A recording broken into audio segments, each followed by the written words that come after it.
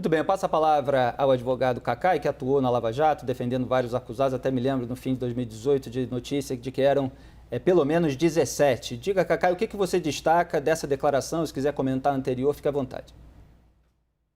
Primeiro, eu acho uma irresponsabilidade histórica falar que, de alguma forma, o Zé Dirceu usou o poder que tinha para poder inocentar o Lula. É um desconhecimento do processo e da história. A gente tem que ter responsabilidade quando vem a público. Na verdade, para condenar o Zé Dirceu no mensalão, foi criada a subleitura da teoria do domínio do fato. Eu fui advogado do mensalão, meu cliente foi absolvido, inclusive. Ali começou a verdadeira criminalização da política. O Lula não tinha nada com isso, o Lula não foi sequer denunciado. Há uma irresponsabilidade, a essa altura, colocar o Lula dentro do processo do mensalão. Em segundo lugar, acho que nós temos que ter também a responsabilidade. Eu fui advogado de 4 presidentes da República, de mais de 80 governadores, de vários senadores da República, de vários ministros. No mensalão, agora nesse último processo, eu tive mais de 35 clientes. Acho que o Zé Dirceu, o Lula é um estadista, é diferente, é o maior estadista que o mundo viveu nos últimos tempos. O Zé Dirceu é o maior pensador político e por isso ele é respeitado, porque ele foi que coordenou as primeiras campanhas do PT e merece ter esse destaque. Esse é o primeiro ponto. Não sou advogado dele, mas há que se fazer justiça. Agora, a verdadeira criminalização da política, que começou com o mensalão, com essa subleitura do domínio do fato para responsabilizar o Zé Dirceu, o Lula não tinha nada a ver com isso, ele não foi denunciado. É uma irresponsabilidade colocar o Lula no mensalão. Depois, agora, nós desaguamos desse último processo. Quem é o verdadeiro criminoso do processo? Quem disse isso? Eu disse desde 2015, no início desse processo da Lava Jato. Mas depois o Supremo disse, o verdadeiro criminoso chama-se Sérgio Moro, que é o principal eleitor desse fascista do Bolsonaro. Foi ele que ousou prender, determinar a prisão do principal opositor do Bolsonaro, ele prendeu o Lula, que estava em primeiro lugar, e depois, num ato de corrupção, mercadejando a toga, aceitou ser ministro da Justiça. Vamos aos fatos, isso são fatos, eu não estou fazendo nenhuma análise política. Posso fazê-la, mas eu estou preferindo aqui, como advogado, enfrentar os fatos.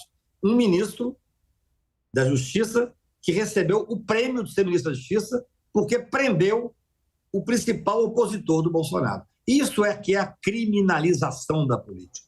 Isso é que foi grave. Eu fui o advogado que tive o prazer de contratar um parecer sobre a criminalização da política, talvez tenha sido o primeiro para levar no Supremo Tribunal, em nome de um ministro que hoje foi o principal ministro do Bolsonaro. Eu sou advogado, sou técnico, que é o Ciro Nogueira, chefe da Casa Civil do Bolsonaro. Eu não sou partidário, nunca tive partido político. E nós ganhamos os processos do Ciro, como ganhamos de vários outros senadores, exatamente pela criminalização da política. A criminalização da política, ao qual a Lula se referiu com muita propriedade, foi exatamente isso, era para tirar a política do poder, para quê? Para que o fascismo assumisse. O fascismo é a não política, é a ocupação do espaço através da dominação, através do ódio, através da violência. Por isso é que o Bolsonaro vai ser responsabilizado, eu não tenho nenhuma dúvida, por esse dia da infâmia de 8 de janeiro, desse golpe que foi feito, porque ele é que inoculou na população brasileira o ódio que redundou na entrada dos 3 poderes. É claro que ele será responsabilizado ao final. Esse é o resultado da criminalização da política. Esse grupo de extrema-direita, olha, que eu estou defendendo, inclusive escrevi um artigo hoje, que nós temos que dar todos os direitos a essas pessoas. Porque se nós não dermos os direitos, nós estaremos perdidos, nós estaremos nos igualando a ele. Eles estarão vencidos, a barbárie vai vencer a civilização.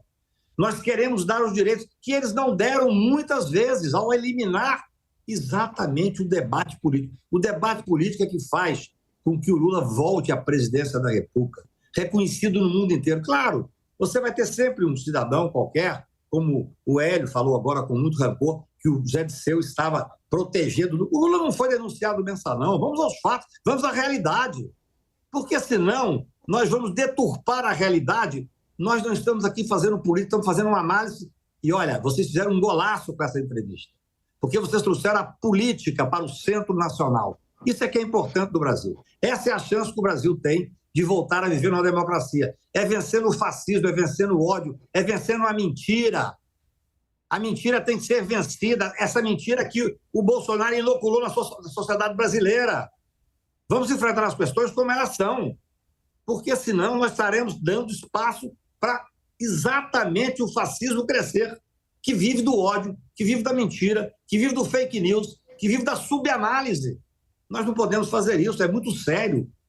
Ok, Cacá, o Hélio quer fazer um contraponto rapidamente, só para registrar aqui, porque o programa Arena também precisa registrar os fatos. O senhor chamou o Sérgio Moro de criminoso, só para registrar que assim como não pesa uma condenação criminal ao Lula no escândalo do Mensalão, também não há uma condenação criminal relacionada ao Sérgio Moro, uma condenação por crime comum. Então, aqui o Cacá deu a opinião dele e o Ciro Nogueira, ele foi ali acusado dentro do inquérito do quadrilhão do PP, relacionado à Petrobras, foi arquivado pela segunda turma do Supremo Tribunal Federal. Só para dar um contexto político, ele era aliado do Lula anos atrás, depois se tornou aliado do Bolsonaro, a quem ele chamava de fascista, e ministro-chefe da Casa Civil. A gente vai dando contexto aqui a cada avaliação. Hélio, rapidamente, por favor.